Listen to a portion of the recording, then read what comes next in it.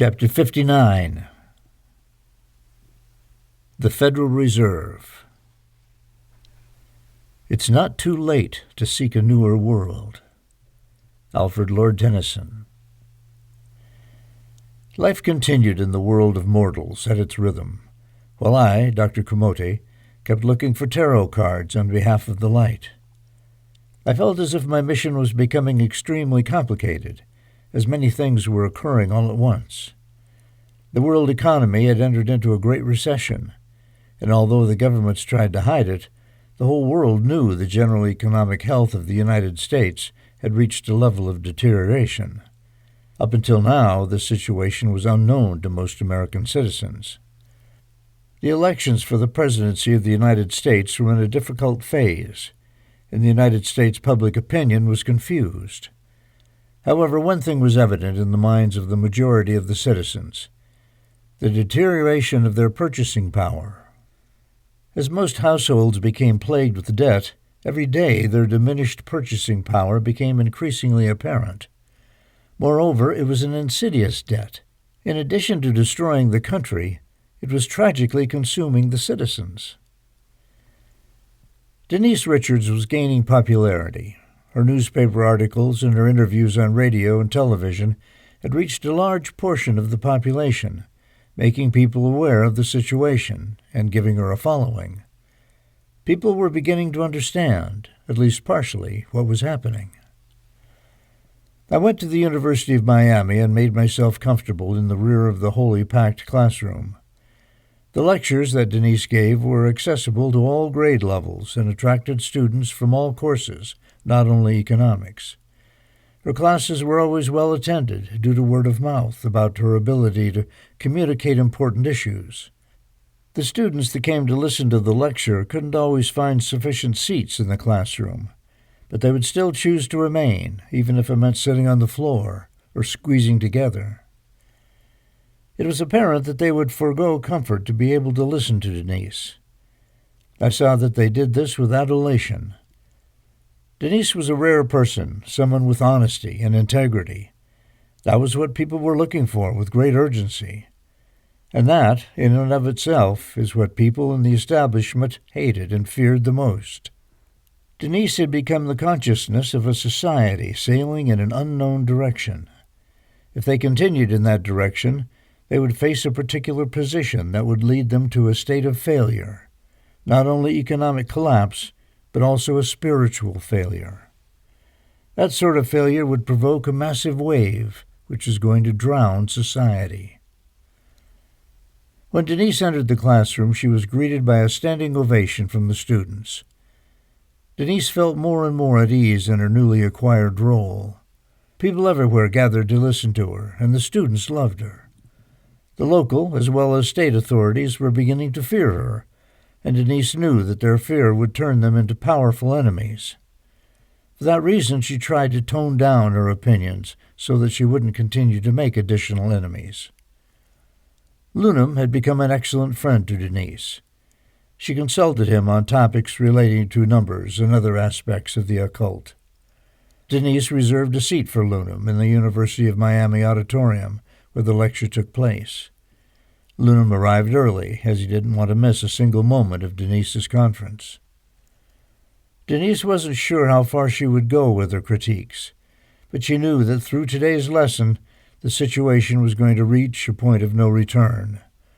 Denise was going to cross a threshold of the erroneous to get into the kingdom of prohibition. I could see Kumoten sitting in the front row. He was in his last year of studies at the University of Miami, and he was getting ready to graduate. At the end of 2008, he was going to obtain a Bachelor of Science degree in economics. Kumoten was aware of the actions necessary for the good of the country, and he never doubted the fact that he would support Denise in whatever way he could. "How are you, Kumoten?" I asked as I moved close to him. "Hello, Dr. Kumote.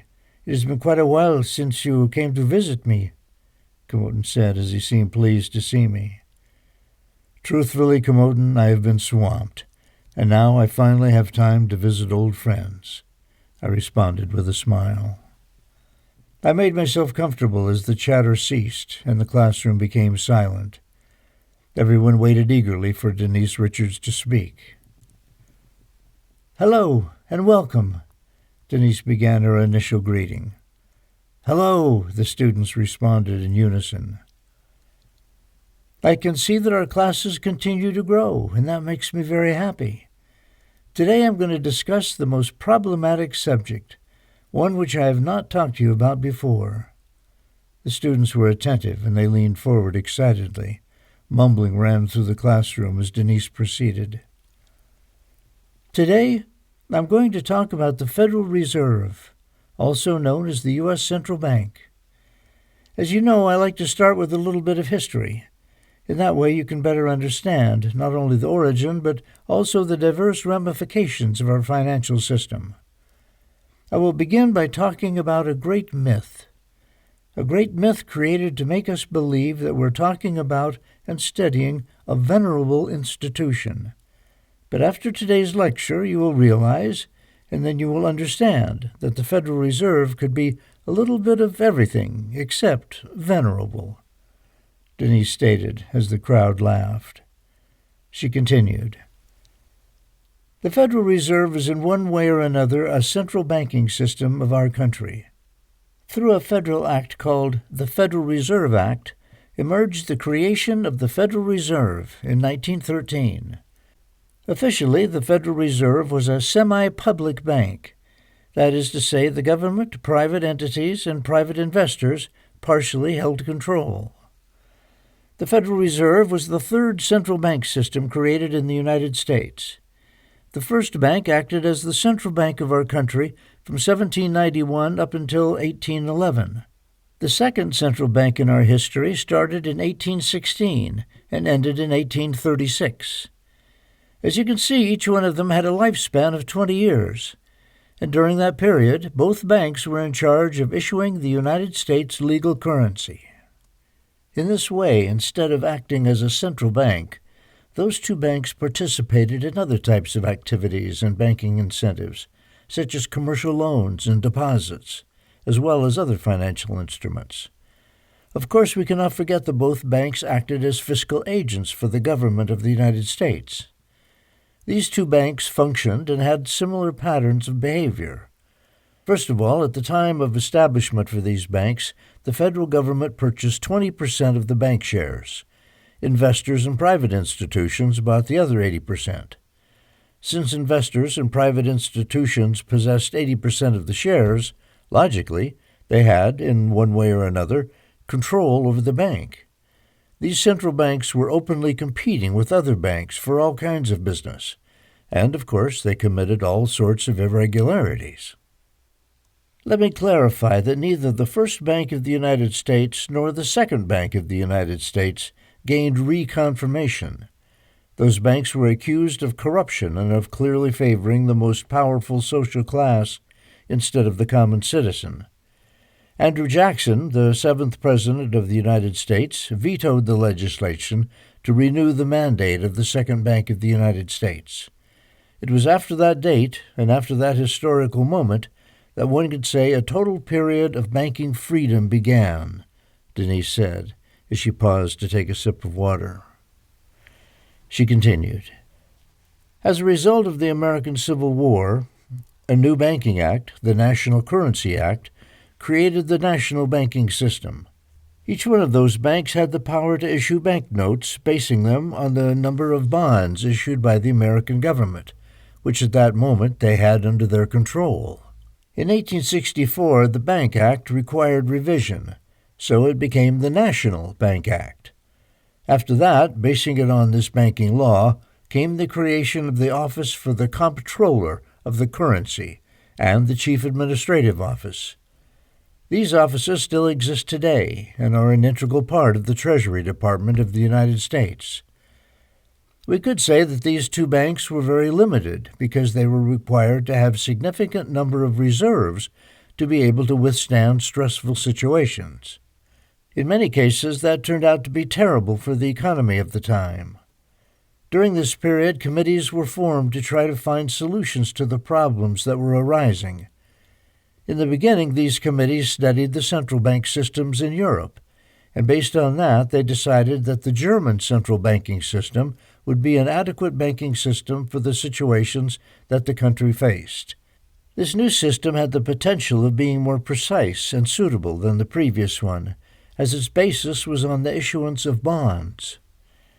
That decision caused growing alarm and suspicion in the political circles, and it was at this point the framework known as the Federal Reserve began. It was then, in November, in the month number 11 of the year 1910, when 7 men, whom we can define as being the Magnificent Seven, as they represented the interests of the most potent industries and banks nationwide, met on Jekyll Island. This is a unique name and date, which came about later to decide the future of the economic destiny of our country. These Magnificent Seven citizens were Nelson W. Aldrich, Republican whip, father-in-law to John D. Rockefeller, Jr., A. Platt Andrew, Assistant Secretary of the Treasury, Henry P. Davidson, Sr., partner for J.P. Morgan Company, Charles W. Norton, President of the First National Bank of New York, which later became known as Citibank, Benjamin Strong, Chairman of J.P. Morgan Banker Trust, who later became Chairman of the Federal Reserve, Frank A. Vanderlip, President of National City Bank of New York, who later also became part of Citibank. Vanderlip was also the direct representative of William Rockefeller in the reunion, and the last representative was Paul W. Warburg, a partner in Kuhn, Loeb and Company, and who represented the Rothschild and Warburg European families. This meeting had to be carried out in absolute secrecy, and nobody would be able to find out that the event even took place. The assistants accomplished their objectives. It was not until the year 1916 when the news reporter Charles Forbes published an article about the meeting that took place in Jekyll Island. The article's title was called Hunting Trip. The ruling class at the time, that is to say the wealthiest people of the early 20th century, needed a mechanism that would give them total control of the economy, and at the same time control over the destiny of humanity. That mechanism was going to be the Federal Reserve. We don't have time today to analyze all the characters present at the famous hunting trip, but remember that Paul M. Warburg represented the Rothschilds, who at that time controlled the Bank of England, as well as other European central banks. If you're interested in learning more details about this, you can read numerous articles about the characters and activities relating to the Magnificent Seven. Now let's return to the subject of the Federal Reserve. What does the Federal Reserve represent? Denise questioned. It's the institution in charge of the creation of money which circulates in the United States, the student responded. Good answer. What else? Denise asked. The Federal Reserve is in charge of the control of all the money that circulates in our nation, Camoten replied. I felt very proud of Camoten. I realized that he had matured a lot, and I was delighted. Camoten glanced at me from the corner of his eye as though he was looking for my approval. I acknowledged him with a nod. That's very good, Denise continued. We could then say that the primary mission of the Federal Reserve is the creation of the money as well as the expansion and distribution of it. As we all know, when money is deposited in a bank, that same bank utilizes the money to lend it to other people, companies, or institutions. Let's look at an example. Let's say that a person makes a $1,000 bank deposit. At that moment, the bank has acquired the responsibility of loaning that $1,000 to someone else. With this acquired responsibility, the money in circulation of the money supply has increased by $1,000. However, the client who has deposited the money may need to take that money back, and that's why the bank is required to keep 10% of the deposited amount as a reserve. That is to say that the bank could loan someone else the deposited amount of $900 of the $1,000. In that way, the monetary supply has increased, and it will continue to have the same ratio increase. Can the Federal Reserve manipulate the money supply? A student called out. Of course they can, and I will explain how. The first alternative that the Federal Reserve utilizes to manipulate the money supply is through the sale of Treasury securities. By selling Treasury securities, the Federal Reserve can reduce the money supply since it would then be accepting money in cash for delivering future obligations. However, if the Federal Reserve would only buy Treasury obligations, it would then be increasing the money supply, as it would then be issuing money in cash in exchange for future obligations. The most common mechanism utilized by the Federal Reserve is to adjust the discount rate. As we have already witnessed during the last years, the Federal Reserve deals with the discount rate as it pleases. It raises or lowers the discount rate whenever it feels like it. Or, by using more technical language, we could say whenever it thinks it's convenient. Right now, the Federal Reserve has lowered the discount rate over and over, when at the same time its main mission should be to combat the inflation which has hit us and which is making all of our citizens poorer, Denise explained. But what exactly is the discount rate? A student asked. It's the interest rate associated with the Federal Reserve that a financial institution must pay to obtain a loan through the Federal Reserve. This discount rate undergoes constant manipulation during the last years, to the point that as of today's date, the only ones who can obtain funds at a reasonable interest rate are the banks, and not the individuals, Denise continued. What do you mean? Someone queried. I think it's pretty clear. The Federal Reserve has artificially lowered the interest rates during the last couple of years and has taken us to a state of crisis. When the discount rate went down and then the stock market tumbled during the years 2000 and 2001, the interest rates went down, and it created a real estate bubble, bringing around an unnecessary state of liquidity into the market. It allowed citizens to be convinced by the banks, as well as by other lenders, to take out unnecessary loans, and in some cases investments that could even be considered absurd. These loans are creating poverty for many people, and we are all being dragged down along with them. When the Federal Reserve lowers the discount rate and also lowers the federal funds to levels that are way below inflation, which is precisely what the Federal Reserve has been doing the last few months, we run into a massive problem for the economy because people's savings disappear entirely. Citizens don't save, as it doesn't seem logical to them, nor does it seem fair, that they get paid 1% for their life savings. So what do they do instead? By manipulating the current money supply, the Federal Reserve can get these citizens to get loans because they're cheap. People borrow money, and then they speculate. They enter into a world that is entirely unknown to them, and at the end, it all ends up in a speculative whirlwind created by the Federal Reserve.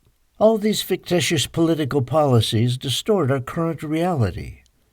In a free market, the interest rates have to be established by the market, and that is to say by the investors, and not by the Federal Reserve, who blindly favors the big banks. The big banks are the only ones who in the end benefit from this process. When the Magnificent Seven had a meeting back in 1910 on the island of Jekyll, they were essentially rewriting the story of Jekyll and Hyde. They made us believe one thing, but the reality was completely different. The Magnificent Seven designed a monetary system which only favors the ruling class at the expense of the common citizens, Denise clarified. Are you saying that the one at fault for this whole situation which we're now going through is the Federal Reserve? A student interrupted. Yes. The Federal Reserve and the government are responsible for this great crisis.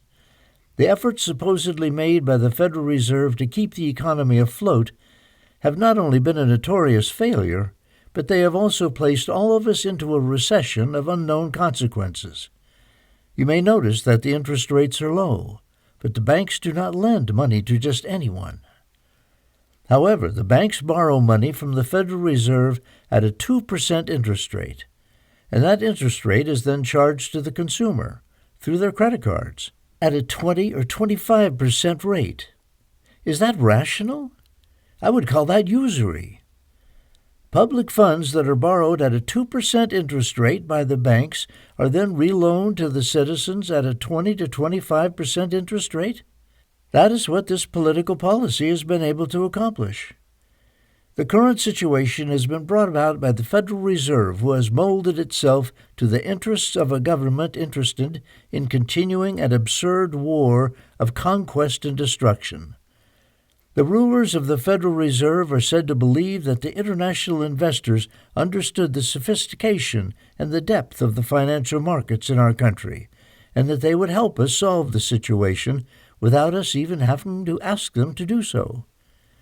Denise paused for a brief moment. She then continued with her presentation. But I ask myself, what kind of sophistication are they discussing? Do they mean the ability to rescue the fifth bank of the United States from bankruptcy? Is that sophistication, or is that socialism for the wealthy? If you were not able to make your mortgage payments, the bank would then take your house away. But if you have speculated heavily, then you can go to the Federal Reserve and get rescued. That is the legacy of the Magnificent Seven, who gave birth to the Federal Reserve. It's the hidden face of Jekyll and Hyde, which affects all citizens of the United States. All of us will suffer from the accumulated misery that these gentlemen have left behind. Now we have to pay for our leaders' crazy economic policies, and our children will have to pay for this as well. So what is the most reasonable alternative to all this? What needs to happen so that all the people realize what's happening? Denise asked. The people realize what's happening, but it doesn't matter to them, somebody responded. Exactly. But the price of everything around us continues to go up. The cost of food has increased more than 20% within this last year. Gasoline has gone up 40% in only 1 year. And these people lower the interest rates only so that their friends can benefit from it. I ask myself, where are we headed with all this? Have you traveled by plane lately? Not only do we have to pay an exorbitant amount of money, we now also have to pay for our luggage. And if we have any disagreement with them, they can deny us access to the plane, or even beat us. Everything that surrounds us is out of control, and because of that, in one way or another, we all pay. The government tries to justify itself and tells us that the economy is growing a little bit. That is to say that it is growing 1% or 0.05%.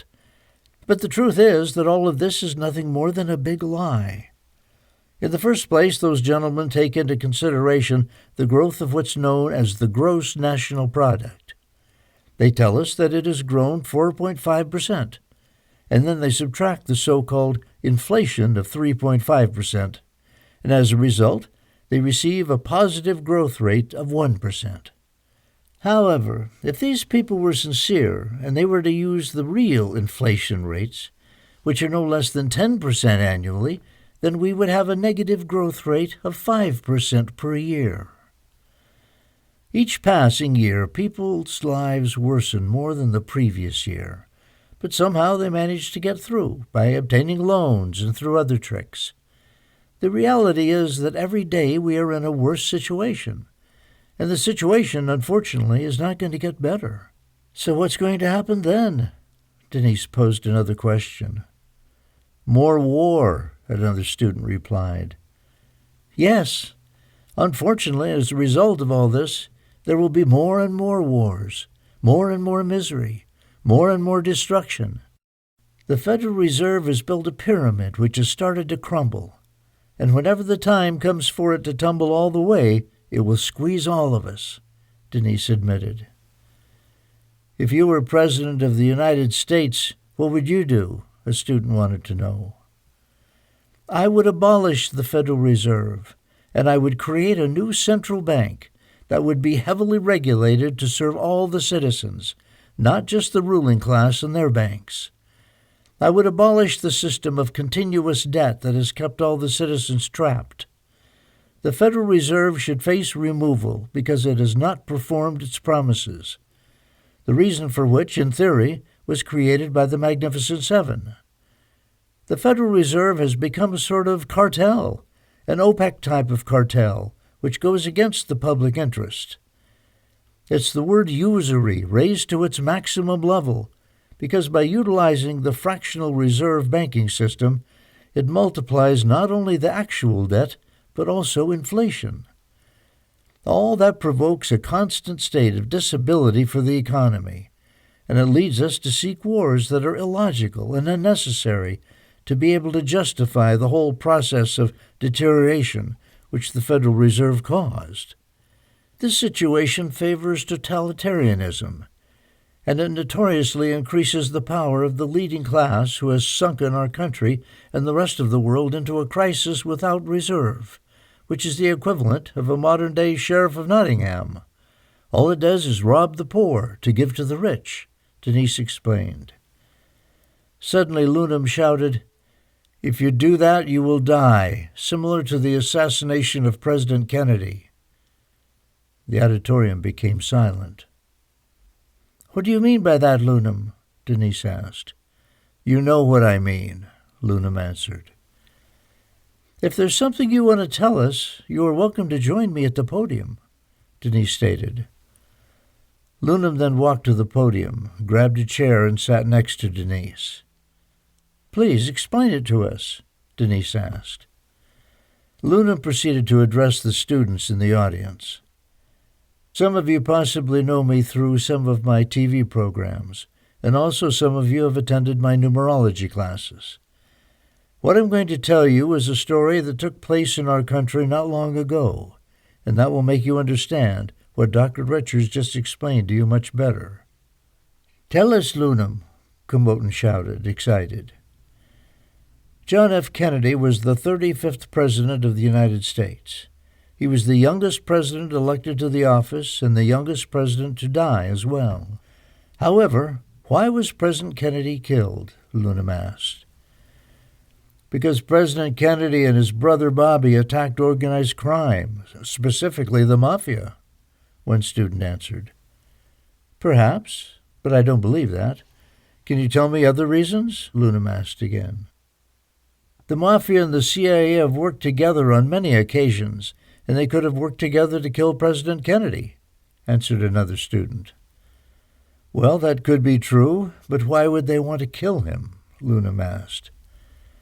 "President Kennedy didn't allow American troops to attack Cuba and depose Fidel Castro. Then the Bay of Pigs fiasco came, and Kennedy was considered a traitor by many people," another student noted. "That could be a reason, but not powerful enough to kill a president. Anybody else?" Lunam asked. "Maybe there's not only one reason, but many reasons to kill President Kennedy. I believe that it was a conspiracy between the Mafia and some people within the CIA, but we'll never know who the person was who gave the order to kill Kennedy," said another student. "Very well. All the reasons you gave are the most widely accepted reasons for the assassination of President Kennedy. But there's a more compelling reason to end the life of President Kennedy," Lunam stated. "Feel free to tell us," Denise interrupted. On April 27, 1961, President Kennedy said to the American Newspaper Publishers Association, "We face conspiracy that relies on covert means for expanding its sphere of influence, on infiltration instead of invasion, on subversion instead of free choice, on guerrillas at night by night instead of answers by day," Lunam explained. "Are you implying that a secret society was behind the assassination of President Kennedy?" one student asked, perplexed. Allow me to continue with President Kennedy's speech. "It is a system which has constricted vast human and material resources into the building of a tightly knit, highly efficient machine that combines military, diplomatic, intelligence, economic, scientific, and political operations. Its preparations are concealed rather than published. Its military is buried instead of headlined. Its dissenters are silenced rather than praised. No expenditure receives questioning. No rumor is trusted. No secret is exposed," Lunam stated. Are you implying that this speech didn't go down well with the establishment and are further suggesting that it sealed Kennedy's fate? Camoten questioned. This speech was the beginning of the end of President John F. Kennedy's presidency. However, what sealed his fate was Executive Order 11110, signed on June 4, 1963. As you know, I am a numerologist. Look at the meaning of these numbers. 11, 11, 0. 11 versus 11. And look carefully at the date, June 4th, 1963. We have 6, 4, 1, 9, 6, 3 equals 29. 2 plus 9, 11. The number 11 appears again, Lunam said. Are you kidding us, Lunam?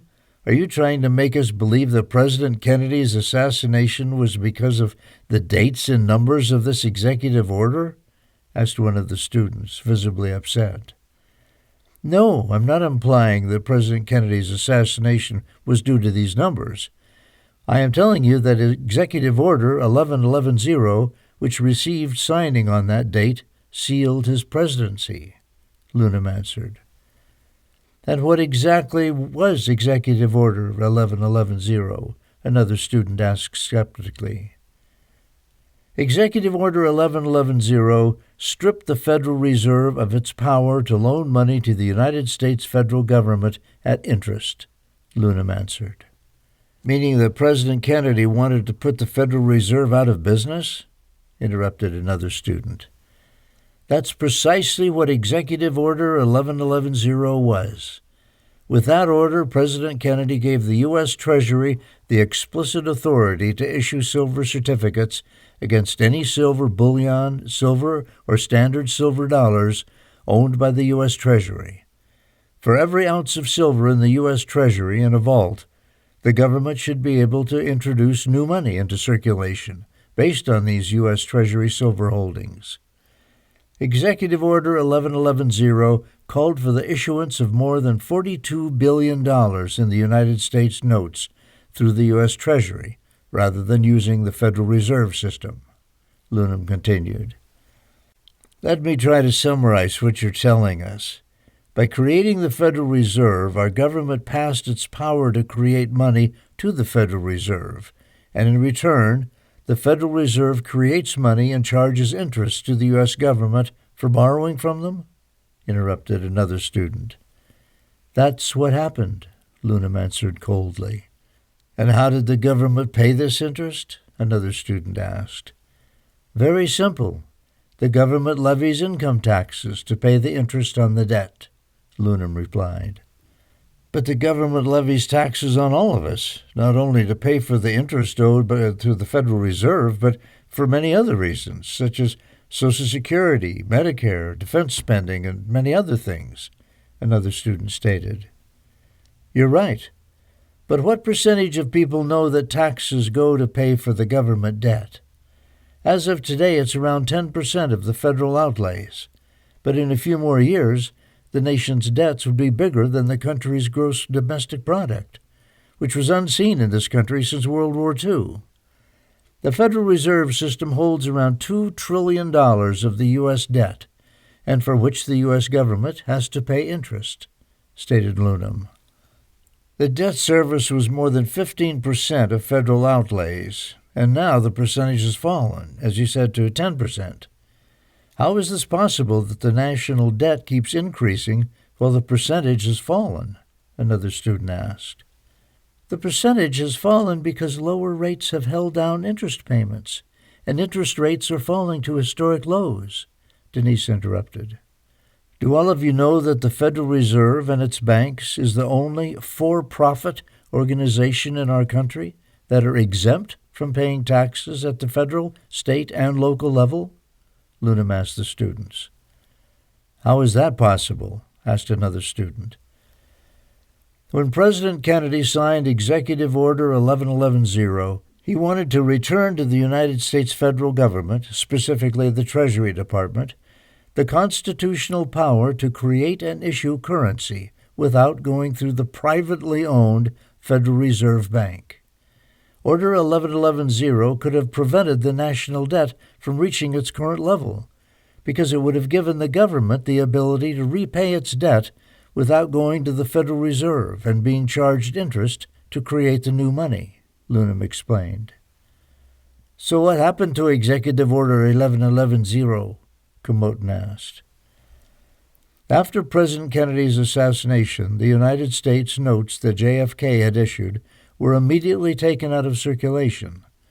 However, Executive Order 11110 remained on the books until President Reagan issued another executive order in 1987 revoking Executive Order 11110, Lunam answered.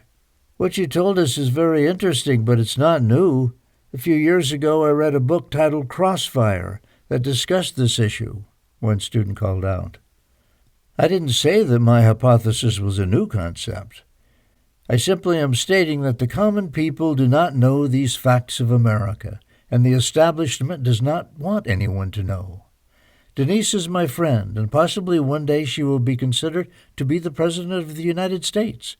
And I just wanted to tell her that perhaps the assassination of President Kennedy was a warning to future U.S. presidents not to interfere with the Federal Reserve's control over the creation of money.